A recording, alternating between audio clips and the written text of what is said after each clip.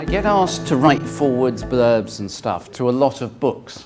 For some reason, people seem to think it will, well, I don't know why that I get asked to do it, but I get asked to do it.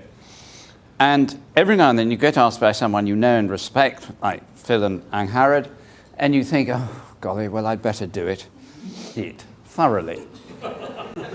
And realised it was a very good thing I'd written the foreword, because it's an extremely good book. I suspect that the only genuine, complete reconciliation that exists is that one between ourselves and God by Jesus Christ.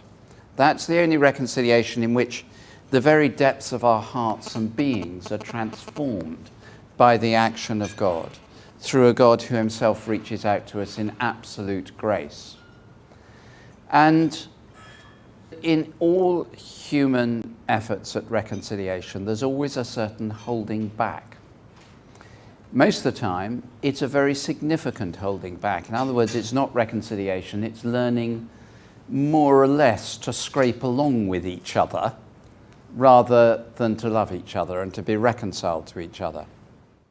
What this book does is it brings together accumulated wisdom, not all there is, but accumulated wisdom, and applies it in a way that enables one not to skate round the issues and over the issues, but to actually sit down and work out what it is you're holding back, how you're holding back, and how you can make serious progress at everything from the local to the wider.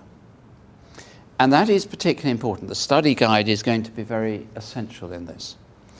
It is particularly important because I think it offers the chance of the church so engaging with issues of reconciliation that it is able to be a reconciling community within itself, and thus a reconciling community in the communities in which it lives and exists. It takes away from us the excuses that we use for not engaging with our differences and learning to come together in a way that loves one another, as we're called to do.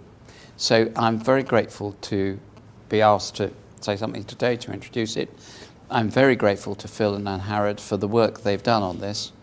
And I'm very grateful that it's a book that reduces my excuses for dodging round issues. Thank you very much.